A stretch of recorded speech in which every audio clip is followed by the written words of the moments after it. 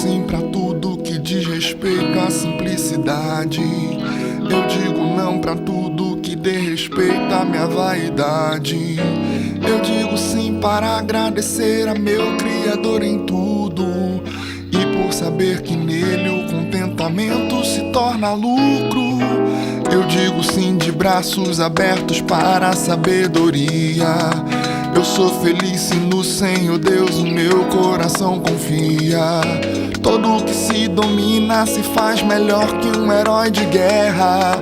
Erra quem não se humilha, pois a soberba precede a queda. Eu digo sim pra riqueza da sabedoria, pra verdade que torna-se minha e me guia em tua vereda. Beleza da vida eu encontro quando eu digo sim, pois quem busca a justiça e a bondade achará a vida, a honra e a verdade. Só sabe quem já descobriu, sabe é quem decidiu dizer sim. Amigo é quem na dificuldade ajuda e fica bem perto. Ah, como é preciosa a palavra dita nos tempos certos. Mesmo que fira, boa palavra serve pra trazer cura. O fel se torna mel para o coração que encontrou doçura. E quem já não errou por achar-se bom, o melhor dos sábios, se arruinou, se perdeu quem não se guardou no abrir dos lábios. Justo é como se chama aquele que ama toda a verdade, pois a justiça guarda aquele que anda em integridade. Eu digo sim pra riqueza da sabedoria, pra verdade que torna-se minha e me guia em tua vereda. Beleza da vida eu encontro quando eu digo sim, pois quem busca a justiça e a bondade achará a vida, a honra e a verdade. Só sabe quem já descobriu, sabe é quem decidiu dizer sim pra viver a verdade. Sabe é quem decidiu dizer sim para a simplicidade. Sabe é quem decidiu dizer sim.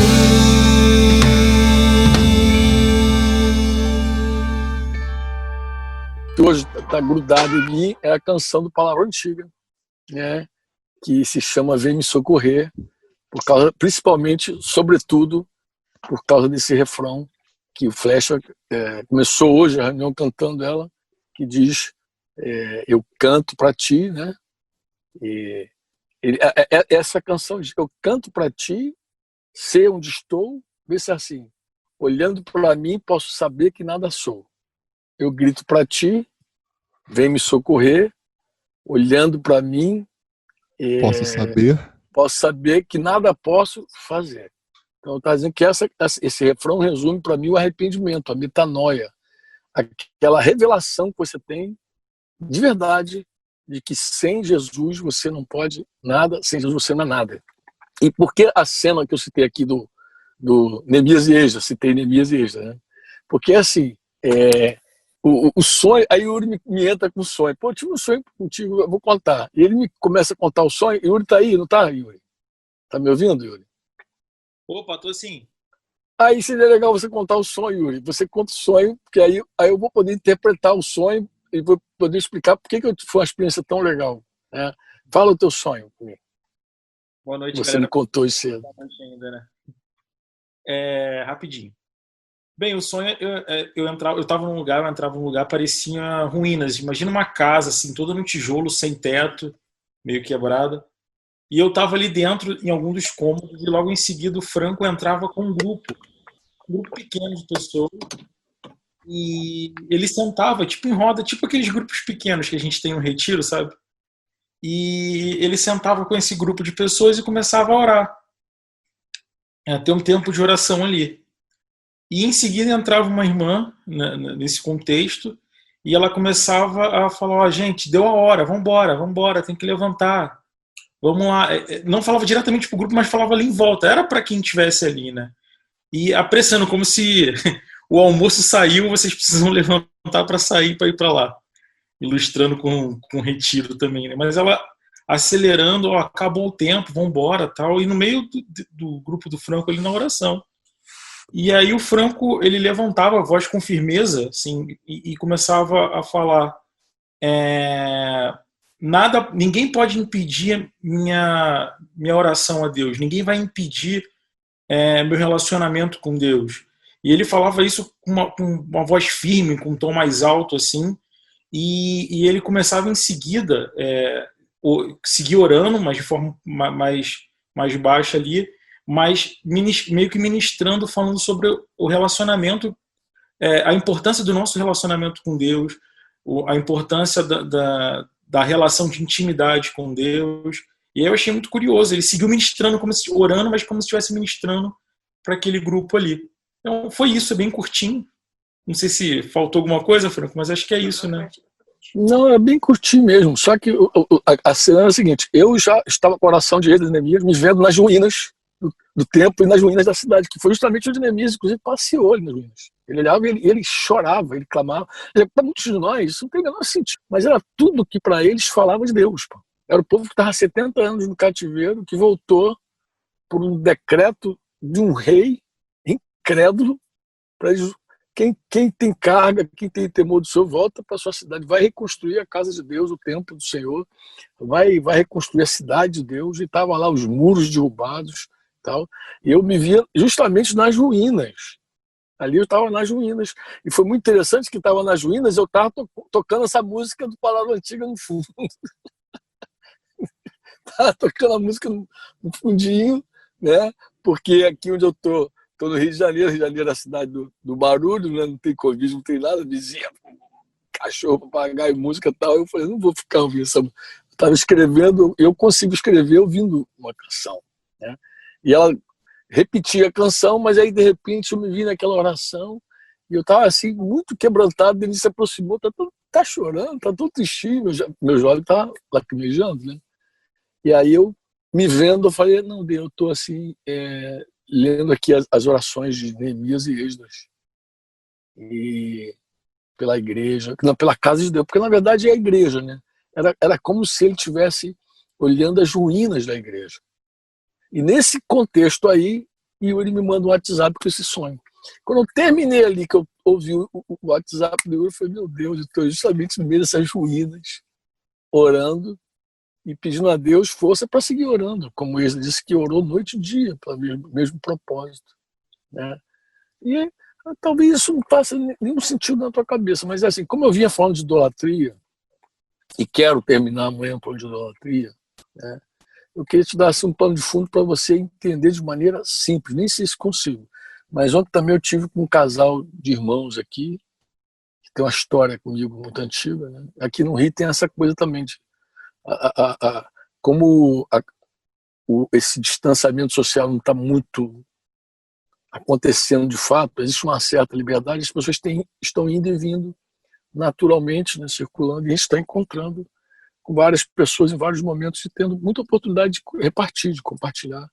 E com esse casal ontem, especialmente, teve um momento da nossa conversa que a irmã disse: eu nunca li a Bíblia inteira, embora já caminhe no Senhor há muitos anos. Eu confesso que eu nunca li. Eu fui fazer um resumozinho para ela. Eu falei: eu vou te fazer um resumo assim, simples da Escritura. Comecei dizendo para ela assim: olha, imagina que o Gênesis é a história da criação. Você já deve ter lido Gênesis, pelo menos, a história da criação, onde Deus cria tudo e Deus cria o homem, aquela pessoa que vai ter relacionamento com ele. E esse homem, ele é ensinado pelo Senhor a viver na vontade de Deus. E parte dessa vontade compreendia ele não tocar no fruto de uma determinada árvore. Ele podia fazer tudo, domínio de tudo e tal, e viveu ali até essa desobediência. Ele desobedece e aí Deus se aparta dele, e aí a história começa. O próximo homem que tem uma certa revelação do Senhor é o filho desse homem, um filho chamado Abel. Não o Caim, o Abel. Porque Abel deu um tipo de oferta a Deus que falava de um conhecimento, de uma revelação. Mas o irmão invejoso matou Abel. E aí a primeira família tem uma tragédia gravíssima. Tu vê o ser humano, o nível que o ser humano começou a viver longe de Deus. Longe do amor verdadeiro. Porque Deus é amor. A hora que Deus saiu do cara, saiu o amor. Então, ele vive sem o amor. Então, ele não, se não ama, só tem rejeição, ódio. Tal. E aí a gente começa a ver. O próximo homem que anda com Deus é um cara chamado Enoque, que andou com Deus assim, tão de perto que Deus o tomou para si. Mas depois Deus lamentou. Algumas versões falam se arrependeu, mas Deus não se arrepende.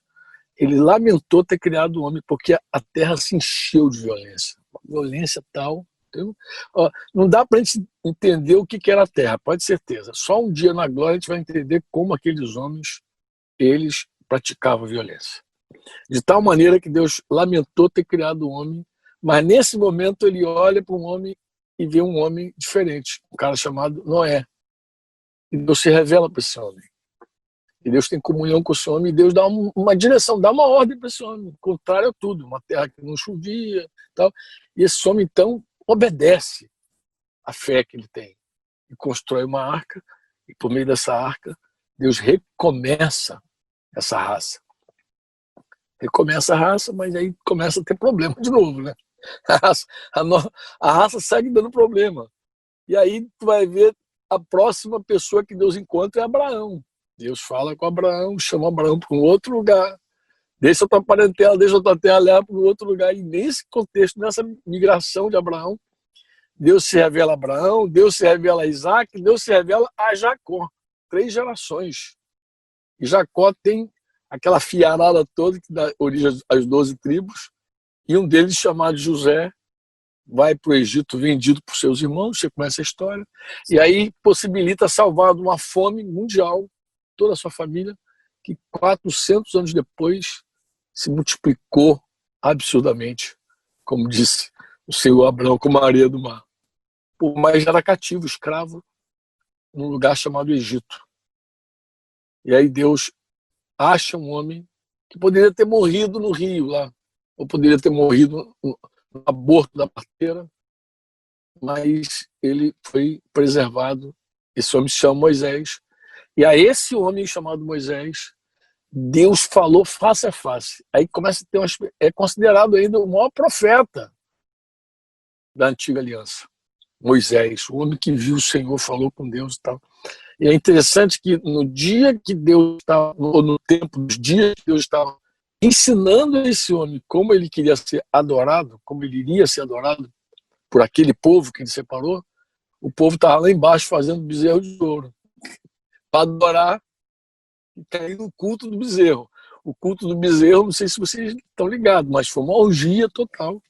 Então, Moisés, até uma cena assim muito interessante. Moisés lá no monte, aprendendo com Deus a adoração, leis, os estatutos do Senhor, e o povo lá embaixo fazendo bezerro de ouro e caindo na gandaia, né? Caindo literalmente na gandaia, pecando tudo que é jeito. E aí Moisés desce, fica muito irado, muito chateado, quebra as tábuas. Bem, a história vai se perpetuando. Moisés tira o povo, já tinha tirado o povo do Egito, mas o povo, a grande parte do povo não entra na Terra Prometida. Deus passa aquela geração, renova a geração e entra com Josué na Terra Prometida. Enquanto Josué viveu, o povo serviu a Deus. Morre Josué e aí começa a história dos juízes. E é muito interessante.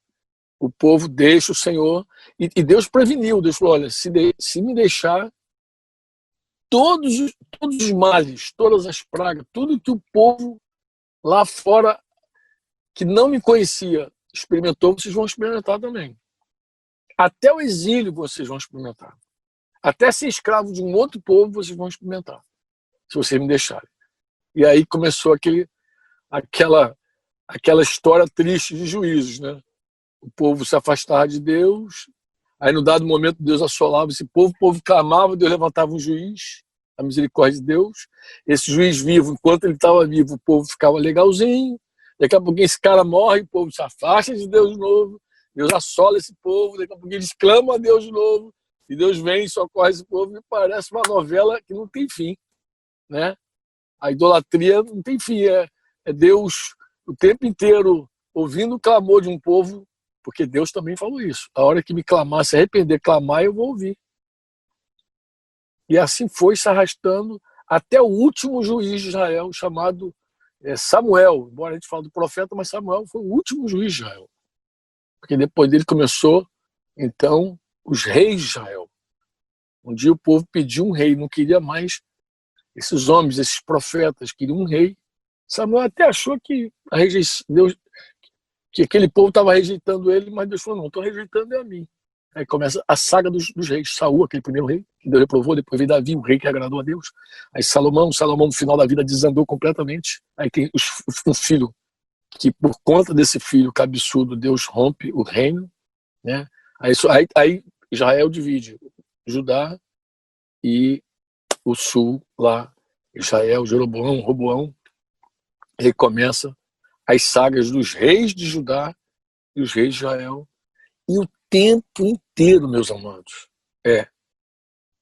o povo do sul era quase que não tem um rei que prestasse. O povo do norte não, lá Judá sempre tinha um rei fazendo alguma coisa legal, sempre quebrando os ídolos, e sempre que um rei mau se levantava, construía de novo os altares, fazia lugares de adoração aos deuses. Então, cara, era uma saga desgraçada, gente, que coisa terrível, que vai se perpetuando até que Deus manda Israel lá para o exílio e depois manda Judá para o exílio. Aí a história que eu estou citando. 70 anos depois do exílio, volta o povo, e aí o que eles encontram lá? Ruínas. E aí eles são desafiados a construir, reconstruir, restaurar a casa. O que isso tem a ver com a gente, amados? Tudo. Tudo a ver com a gente. Tem tudo a ver com a gente. Toda a história desse povo no Israel, Paulo disse lá, primeira carta aos Coríntios, capítulo 10, a gente tem que olhar para lá e ver que é um exemplo que foi deixado para nós. Porque nós também gravitamos entre a verdadeira adoração e a falsa adoração. É um negócio medonho, amados. É impressionante. E os ídolos dos nossos dias são ídolos diferentes daqueles dias, mas é diferente só na forma, porque em essência é a mesma coisa. O grande problema nosso é que quando a gente fala de adoração, nossa ideia logo é remetida àquela imagem de uma pessoa levantando as mãos, joelho dobrado, ou diante de uma imagem, ou para o céu, se for o gospel, aí está adorando. A gente nunca pensa na adoração como de fato ela é. O que é adoração, Franco?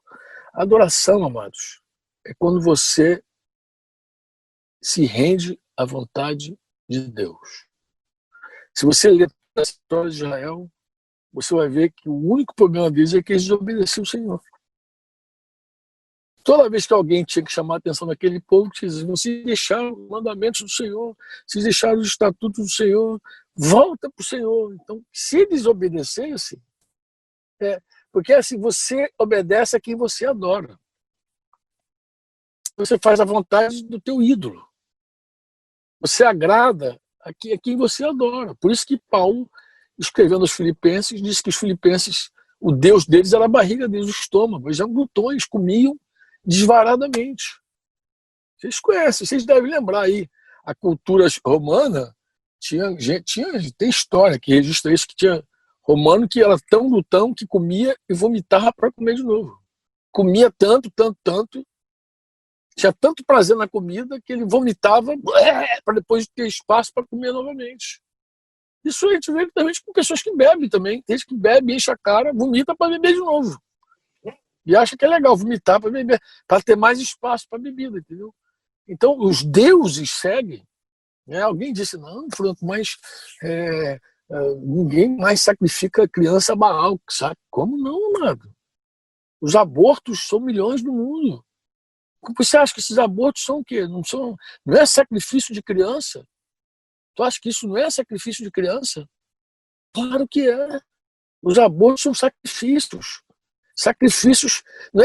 É que não é daquele tipo que você fica imaginando, aquela estátua que tem um buraco na barriga, queimando brasa viva, mas é igual, queridos, é igual, é o princípio, em essência é a mesma coisa. Você não coloca o teu bebê que gira no braço de Baal e cai no ventre dele, mas você permite um instrumento entrar dentro do ventre e arrancar aquela criança com tudo. Eu acho que eu coloquei isso até no livro Paternidade Espiritual, algum outro canto. Eu estava conversando com a irmã lá nos Estados Unidos, ela falou, Franco, existem estados americanos que a criança, até 9 meses, pode ser abortada. Ela tem que ela é decapitada. A hora que a cabeça da criança sai, eles decapitam. Porque a criança não pode sair viva. Se sair viva é crime.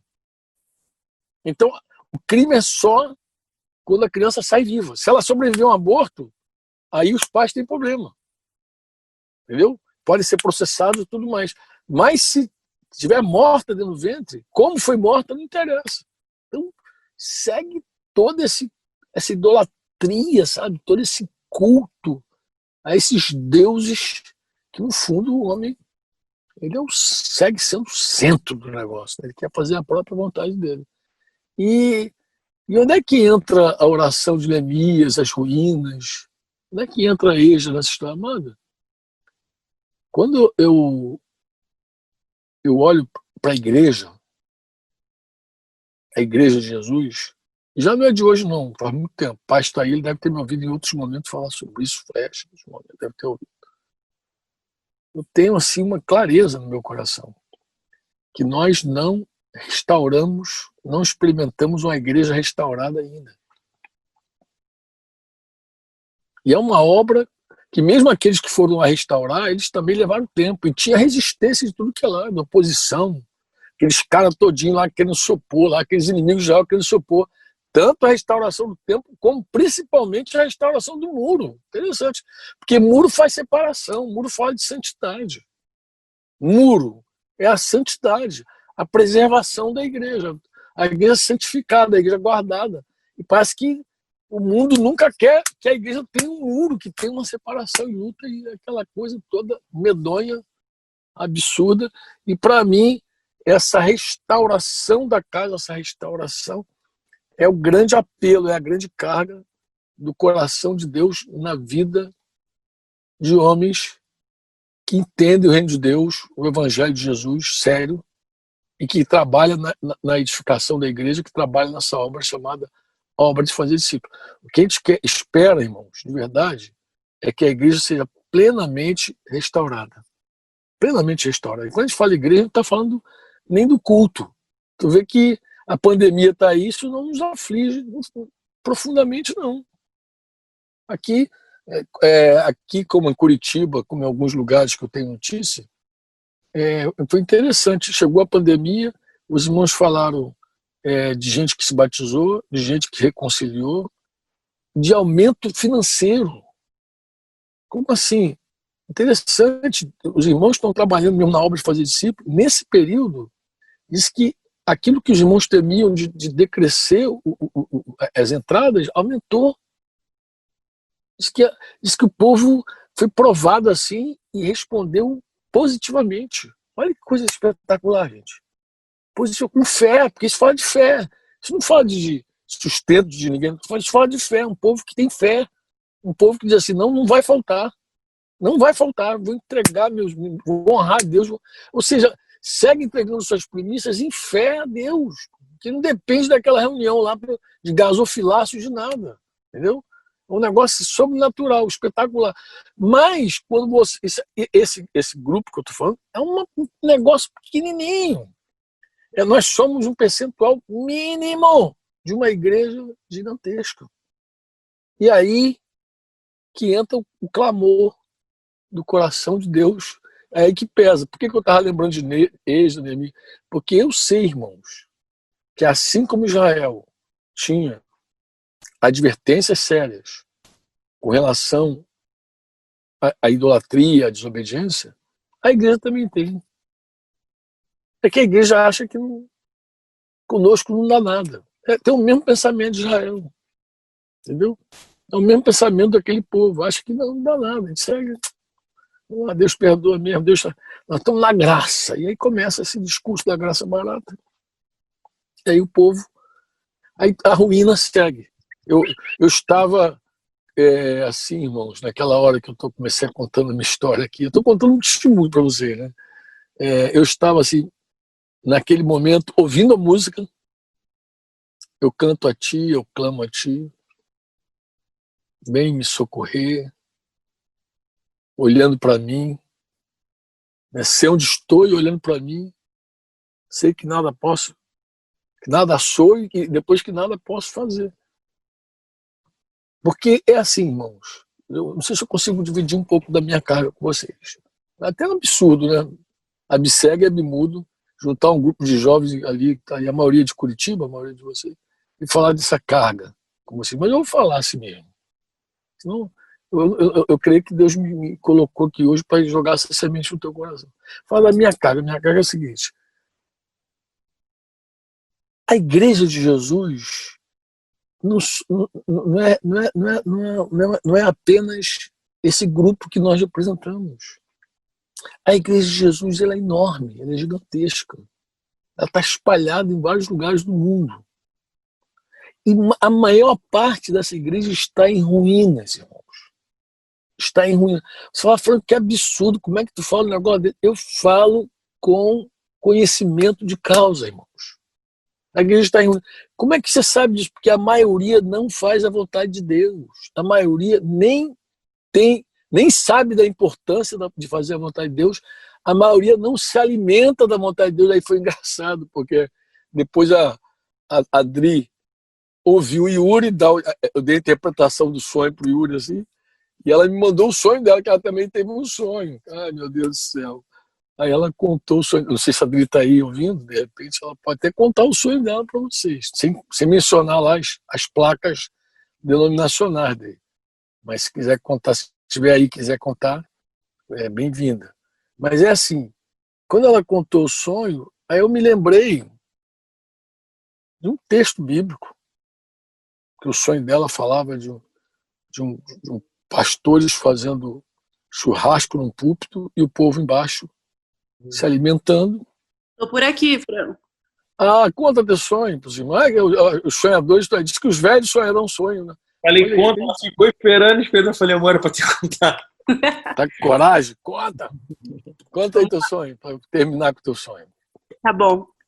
Então, o sonho foi o seguinte, eu estava numa congregação aqui em Curitiba, e aí tinha, em cima do púlpito ali onde os pastores pregam, né, tinha uma churrasqueira, e várias mesas, assim, pelo salão espalhadas, e as pessoas sentadas ali, como se fosse num restaurante, num barzinho, assim, esperando serem servidas. E eu estava no andar que tem na parte de cima ali, e eu ficava olhando para baixo, vendo tudo isso. Aí eu também fazia meu pedido, como se fosse, parecia muito um restaurante, e ficava esperando, só que eu percebia que eles iam, os pastores, né, os irmãos iam pegando a carne daquela churrasqueira e iam servindo nas mesas, mas num certo momento eles se cansavam de servir e deixavam tudo lá em cima, lá queimando, e saíam. E as pessoas ficavam esperando serem servidas, assim, eu via como se fossem as entradas ali nas mesas e todo mundo sem entender o que estava acontecendo e ficavam desassistidas, né, digamos assim. E eu também não recebia o prato lá que eu tinha pedido. E basicamente foi isso, assim, as pessoas, as que chegaram a ser alimentadas, né, eram alimentadas com carne, que esses pastores tiravam para servir, e depois que eles se cansaram, as outras pessoas ficaram sem serem servidas. E é uma congregação que eu conheço, assim, bastante aqui em Curitiba, é bem grande, mas naquela ocasião ali tinham pouquíssimas pessoas buscando esse alimento e algumas acabaram nem sendo alimentadas. Foi isso aí. Franco, tá mutado. Tá no mudo, tio Franco. Verdade. Eu citei, Padri, um texto de Lucas 12. Deixa eu dar uma nota sobre Lucas 12 para vocês. Guardem isso. Nunca, durante toda essa indústria vital, eu ouvi gente solicitando para falar sobre a volta de Jesus e fazendo perguntas sobre a volta de Jesus. Nunca. Esse tempo da pandemia, do Covid, parece que despertou a galera para falar da volta de Jesus. Então todo mundo quer saber da volta. E a maioria quer os sinais da volta de Jesus, os grandes sinais da volta de Jesus. Aí estuda os sinais dos tempos e tal, e começa, né, dos céus, da terra, né, das pragas. É impressionante. E bem recente, eu tive uma conversa com os irmãos e falei assim, irmãos, eu queria falar sobre o que é fundamental realmente no que diz respeito à volta de Jesus. E quando eu vi o sonho da Adri, se você pegar Lucas 12, ali um pouquinho antes do verso 40, tu vai ver que tem várias instruções sobre o final dos tempos, porque, na verdade, Jesus ele vai... Lucas 12, né? Ele vai... Eu citei qual? 42? Foi 42.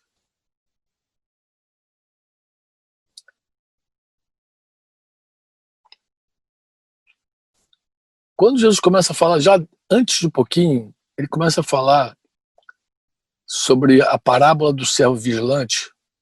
Eu citei Padri, foi do versículo 42 em diante, 42 a 48, né?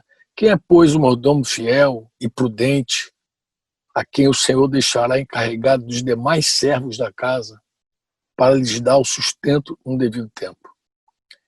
Bem-aventurado, né, feliz, é aquele servo a quem o Senhor, seu Senhor, quando vier, aí está falando da mão de Jesus, achar fazendo assim.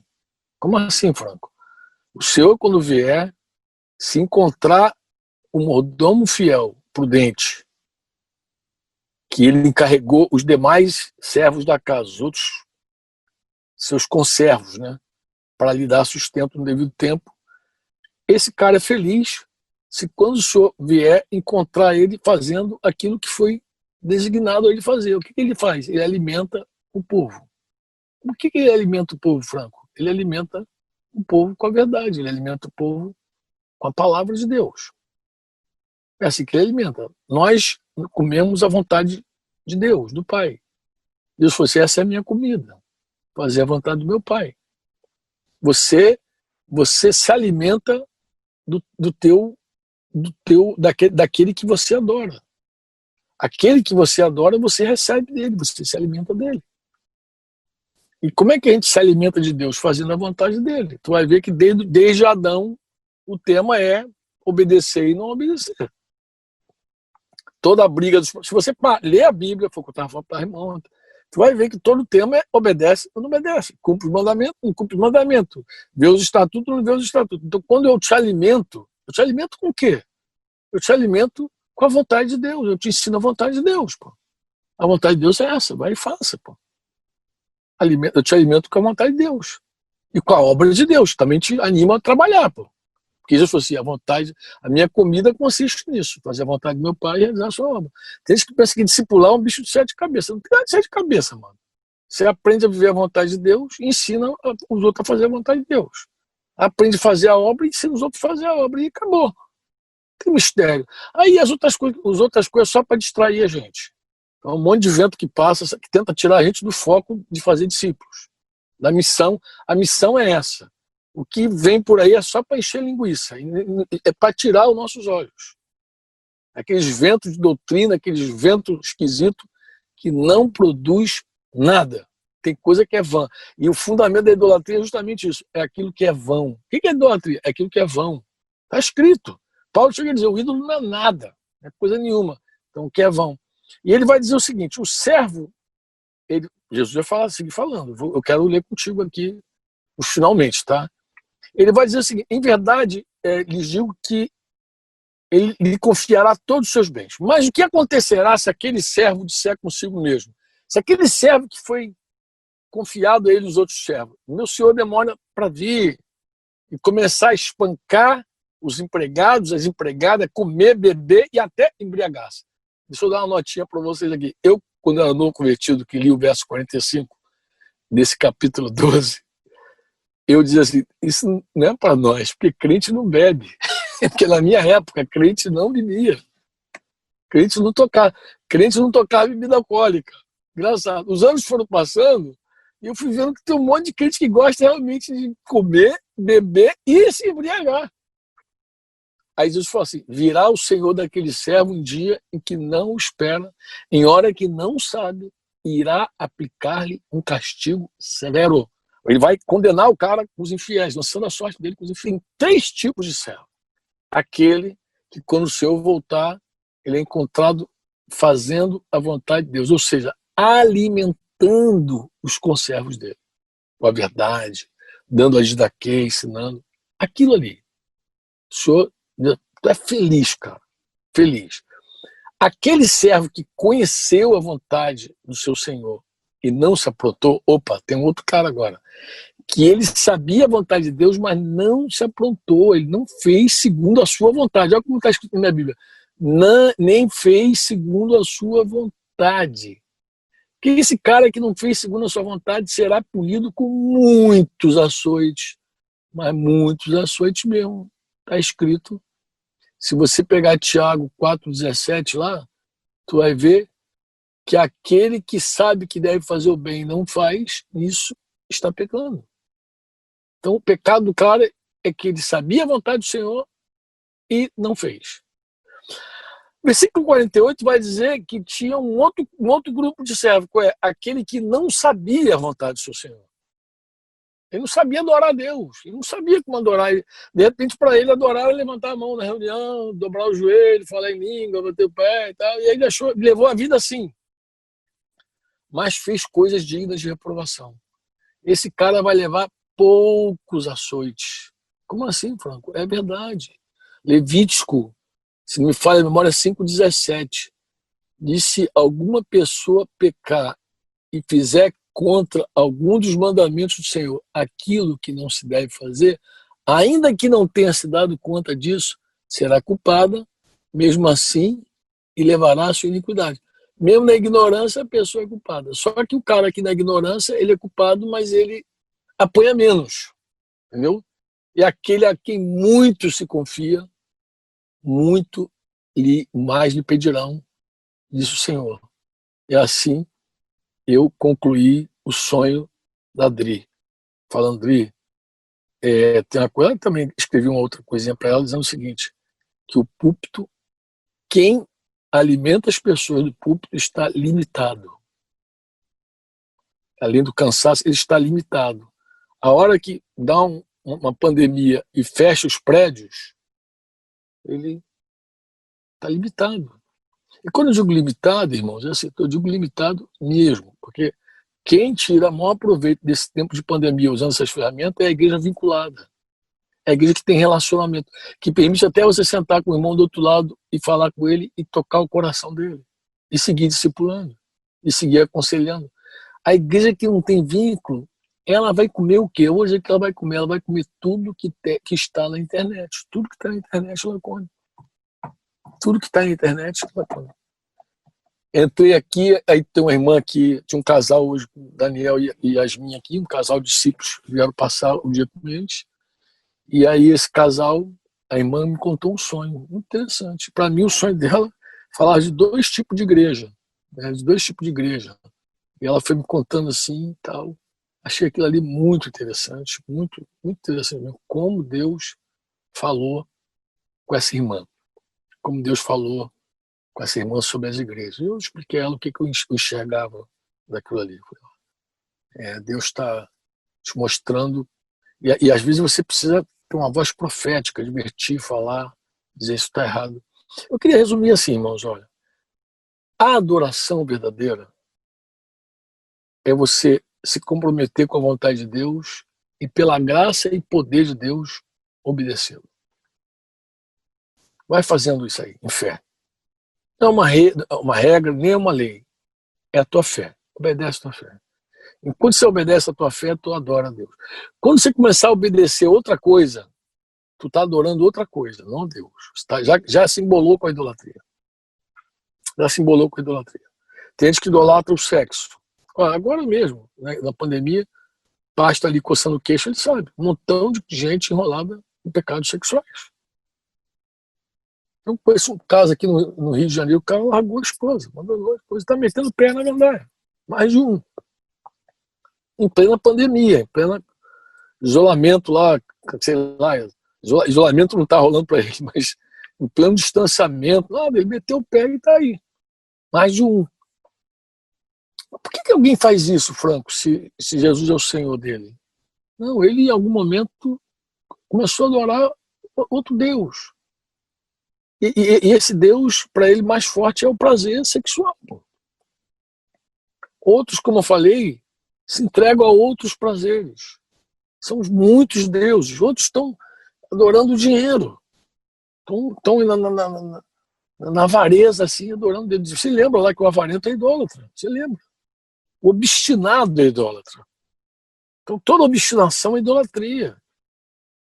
Toda obstinação é idolatria. Então, você se entregar a alguma coisa de maneira obstinada, sem a bênção de Deus, sem Deus dizer, é isso que eu estou te levando. Eu estou te levando a isso. Porque uma coisa é Deus te guiar a alguma coisa, outra coisa é você prover o teu próprio meio. Uma coisa é Deus falar assim, eu estou te levando, eu estou te guiando, confia em mim, vem pela minha mão aqui. Deus te conduzir, outra coisa é você ir provendo os próprios. Então, nós vivemos essa luta desde o início. Desde o início. Desde o princípio. E o que Jesus produz por nós, em nós, através de nós? Ele nos possibilita, irmãos, a obedecer, a adorar a Deus em espírito e em verdade. Ele nos possibilita. E eu citei Êxodo, Neemias, tudo porque Êxodo e Neemias, eu quero terminar com os dois, eles começam a confessar o pecado deles, mas da nação de Israel. Eles olham assim, todo dia assim, pecamos contra ti. Pô, os caras, não é o caso deles, mas nós pecamos contra ti. Tinha aquela visão de corpo, um negócio muito tremendo que aqueles caras. Eles tinham uma visão de corpo. Nós pecamos contra ti. Isso foi um momento que foi me quebrantando. Porque eu falei, Senhor, eu não posso ficar feliz apenas por esse grupo aí que na pandemia tem respondido à tua vontade. Eu preciso olhar e ver aquela multidão que nem sabe a tua vontade, que nem sabe o que tu realmente quer. Essa multidão confusa, gente que não sabe realmente a vontade de Deus, confusa, Franco, que acha que adorar a Deus já é entrar numa reunião, levantar a mão, se prostrar de joelho, ficar com a mão levantada e falar, daqui a pouco sai dali para fazer a sua própria vontade. Longe dos mandamentos do Senhor. Longe de conhecer a Deus de verdade. Gente que professa a fé, mas que nega de verdade com a sua vida essa fé. Gente que diz que ama Jesus, mas não guarda os mandamentos dele. João 14, lá 21, né? Aquele que tem os meus mandamentos e os guarda, esse é o que me ama. Então, eu fico pensando, meu Deus, é uma multidão. É uma multidão incontável, diz que são não sei quantos cristãos evangélicos no Brasil. A maioria esmagadora está em vários ventos de doutrina, numa confusão só. Você nem consegue, às vezes, abrir a palavra e dizer, essa é a vontade de Deus. Está escrito aqui, ó. Tem vontade clara que as pessoas ignoram. Passa por cima. Vive uma experiência emocional, governa a vida com as suas emoções, com os seus prazeres, seus sentimentos, sua vontade. Não tem nada a ver com a palavra de Deus. Pô. Nada a ver. Entendeu? Acha que a adoração são expressões emocionais. E esquece de obedecer ao Senhor, abandona o Senhor completamente, vive longe, eu garanto a você que vive longe, e colhe as consequências tristes desse abandono. Quais as consequências? Porque tem consequência triste para quem abandona. Tem recompensa para quem permanece, para quem persevera. Mas tem consequências dolorosas para quem faz um caminho diferente. Então, o meu pranto, meu choro, sei lá, minha emoção, tudo, era olhando para essa ruína, Yuri. Se você tá, eu sei que você está aí, daí, presumo que esteja, era contemplando essas ruínas do teu sonho, sabe? E eu não queria ser retirado dali por nada, porque eu orava e pensava e dizia assim, meu Deus, quando é que a igreja vai acordar? Quando que essa massa de gente que se chama pelo teu nome vai te levar a sério? Quando é que teus mandamentos, Jesus, quando é que a tua doutrina vai ser pesada realmente? Porque Jesus falou, ensine eles a guardarem tudo que eu tenho ordenado. Quando é que eles vão abrir as escrituras realmente para ver a doutrina de Jesus, considerar o que Jesus falou sobre tudo? Porque Jesus falou sobre tudo. Jesus falou sobre o papel do marido, o papel da esposa, os filhos. As escrituras te ensinam a se relacionar como homem, como pai, como esposa, como mãe, como amante, com o sexo oposto, com dinheiro, com autoridade, com trabalho, que se é patrão tem um papel, se é empregado tem um papel. As escrituras te dão caminho para tudo, te ensina a fazer a vontade de Deus totalmente. Agora, eu preciso te confessar também, fazer a vontade de Deus só é possível quando você aplica Romanos 12 lá. Um sacrifício vivo, santo, agradável a Deus, que é um culto racional. É o teu culto racional. Para que experimenteis qual seja a boa, agradável, perfeita vontade de Deus. Então eu não consigo experimentar a vontade de Deus sem esse sacrifício vivo, santo e agradável. Mas para isso também nós recebemos o Espírito Santo. Se Jesus fosse, recebereis poder ao descer sobre vós, o meu Espírito, e sereis minhas testemunhas. Eu sei que testemunha na cabeça de muita gente é uma pessoa que fica falando, mas a palavra ali é mártir. Tu vai sofrer pelo meu nome. Eu vou te dar poder para você sofrer pelo meu nome. E quando é que você sofre? Você não sofre só na perseguição, não, nego. Ô, neguinha, tu sofre já na hora que tu começa a fazer a vontade de Deus. Na hora que você tem que perdoar alguém que te ofendeu. Na hora que você é animado a confessar a miséria. Na hora que você precisa ser generoso, abrir mão da tua avareza. Na hora que você precisa acolher alguém de verdade no teu coração. Aí você vai sofrendo. Vai sofrendo na hora que Deus vai apontando a vontade de Deus. Na hora que ele diz assim, basta desse ídolo, renuncia a esse pecado. Larga esse homem, larga esse sexo ilícito. Na hora que tu vai deixando isso aqui para trás, você vai morrendo, você vai sofrendo, você vai se arrastando naquela miséria. Mas é com morte mesmo, não é um sacrifício de meter a bala na cabeça, porque isso é até fácil. O que Deus chama a gente é como cantou também Jefferson Pilar, um sacrifício vital. É vital. Como assim, Franco? É um sacrifício vivo, santo e agradável a Deus. A nossa adoração a Deus tem todo um contexto. Eu acredito que foi por isso que Jesus falou lá em Mateus 15. Esse povo me honra com os lábios. Citando Isaías. Mas o seu coração está longe de mim. Em vão me adoro. Como assim em vão te adoro, Senhor? Em vão me adoro ensinando preceitos que são meramente humanos. Amados, não vai haver adoração verdadeira enquanto não despertarmos para a vontade de Deus. Não há adoração verdadeira. Quem não quer experimentar a boa, perfeita, agradável vontade de Deus, não vai adorar a Deus. É conversa, é vã, é uma adoração fake. No Paraguai, não é verdadeira, não é real. Quando nós experimentamos a vontade de Deus, Colossenses 1, nós passamos a conhecer a Deus de fato. Tu começa assim, você começa obedecendo a Deus, mesmo sem entendimento, mas vai por fé, não precisa entender, você obedece na fé. E a consequência disso, amado, é que você começa a conhecer Deus. Você vai ver que a vontade dele é boa. Ela é agradável, ela é perfeita, ela não carece de nada. Você vai experimentando. E vai chegar a hora que você não vai querer outra coisa. Vai chegar a hora que, mesmo sofrendo, mesmo sendo um mártir, você vai dizer assim, não vale a pena fazer outra vontade. Mas na hora que você vai pesar e vai dizer, cara, as minhas vontades todas são ruins. Elas me levaram para o fracasso. Eu guiar minha vida não produziu nada. E você vai pegar uma marreta e vai começar a destruir os ídolos. E você vai pegar o ídolo mais difícil de ser derrubado. É um ídolo chamado eu. No meu caso, tem um nome, Sérgio Rodrigues Franco. Aí tu vai pegar aquele marretão mesmo e vai dizer, não, esse ídolo tem que cair.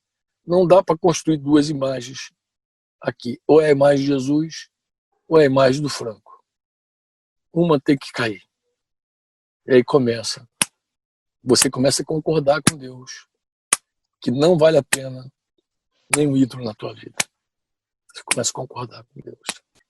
Então eu fico pensando assim, meu Deus, pode ser até que eu esteja assim meio Elias, meio melancólico na caverna, tá, pai? Estou meio Elias, assim, dizendo, poxa, é provável que tenha milhares que não se dobraram a Baal. É provável que tenha. Mas, amado, quanto mais eu vejo a igreja, e mais eu me angustio. E ver que nós estamos ainda em ruínas. A casa não se levantou, os muros ainda seguem destruídos. E eu comecei a orar, falei, Senhor, eu não sei, sentiu nada sou. Nada posso fazer. Quem sou eu para fazer alguma coisa? Mas tu pode fazer qualquer coisa. Tu pode tocar uma trombeta e levantar um exército. Tu pode restaurar essa casa. E tem uma promessa interessante sobre a casa. A glória da segunda casa será maior do que a primeira. Você sabe qual é a esperança que eu tenho? Ageu profetizou lá, junto com Zacarias, profetizou na restauração de Jerusalém. Eram dois profetas que estavam lá profetizando. E ele, a esperança que eu tenho é a esperança. Alguém pode achar que ela é tosca, mas eu vou dizer para você qual é. A primeira casa, aquela igreja que até hoje nos fascina, a igreja de Atos, foi uma igreja cheia de glória, da presença de Deus. E toda vez que alguém pensa em igreja, volta lá, para ver aquele modelo. Eu acredito que a glória da segunda casa, ou da última casa, porque a pessoa fala da glória da última casa, será maior do que da primeira. Eu acredito que a igreja que vai ser levantada por Jesus no arrebatamento é uma igreja sem mancha, sem ruga, sem mácula. Essa igreja, ela vai manifestar a glória de Deus de um jeito que nunca houve na Terra. Nunca houve. Nunca houve. E eu acredito, irmãos, que nós deveríamos estar totalmente comprometidos com isso. Eu não sei se vou ver na minha geração isso. A tua chance de ver é maior do que a minha. Mas seria muito legal, muito bom para todos nós, se você se comprometesse com isso, se santificasse por isso, pensando que a igreja do Senhor está em ruínas e precisa ser retificada, precisa ser edificada. Que quando Jesus voltasse, nos encontrasse cuidando dos nossos irmãos. Se ele vier realmente das nuvens, que nos encontre servindo nossos irmãos. Se a gente morrer, morte súbita, Covid, infarto, bala perdida, sei lá o quê, que ele nos encontre também fazendo a mesma coisa. Servindo os irmãos. Que a nossa vida possa ser gasta assim. Doada, ofertada, totalmente em prol dessa edificação dessa casa. Eu sei que os inimigos são muitos, porque os inimigos não querem ver essa casa erguida. Eles já viram uma vez essa casa de pé. E eles temem que essa casa se levante. Entendeu? Você pode cantar outra música do Palavra Antiga. Deus preferiu essa carne. Não quis os templos que eu posso construir com minhas mãos. Então, essa casa, ela vai ser restaurada. Eu tenho certeza disso. Porque Jesus vem para uma igreja gloriosa. Ele não vem para ruínas. Está ouvindo, né, Yuri? Jesus não vai arrebatar ruínas. Ele vai arrebatar uma casa. Ele vai levar uma noiva. Sem mácula, sem mancha. E eu sei que Deus vai trabalhar para isso. E que, tomara, Deus contasse conosco para essa obra. Amém. Amém. Eu digo sim pra tudo que diz respeito à simplicidade. Eu digo não pra tudo que dê respeito à minha vaidade. Eu digo sim para agradecer a meu Criador em tudo, e por saber que nele o contentamento se torna lucro. Eu digo sim de braços abertos para a sabedoria. Eu sou feliz se no Senhor Deus o meu coração confia. Todo que se domina se faz melhor que um herói de guerra. Erra quem não se humilha, pois a soberba precede a queda. Eu digo sim pra riqueza da sabedoria, pra verdade que torna-se minha e me guia em tua vereda. Beleza da vida eu encontro quando eu digo sim, pois quem busca a justiça e a bondade achará a vida, a honra e a verdade. Só sabe quem já descobriu, sabe é quem decidiu dizer sim. Amigo é quem na dificuldade ajuda e fica bem perto. Ah, como é preciosa a palavra dita nos tempos certos. Mesmo que fira boa, a palavra serve pra trazer cura. O fel se torna mel para o coração que encontrou doçura. E quem já não errou por achar-se bom, o melhor dos sábios, se arruinou, se perdeu quem não se guardou no abrir dos lábios. Justo é como se chama aquele que ama toda a verdade, pois a justiça guarda aquele que anda em integridade. Eu digo sim pra riqueza da sabedoria, pra verdade que torna-se minha e me guia em tua vereda. Beleza da vida eu encontro quando eu digo sim, pois quem busca a justiça e a bondade achará a vida, a honra e a verdade. Só sabe quem já descobriu, sabe é quem decidiu dizer sim pra viver a verdade. Sabe é quem decidiu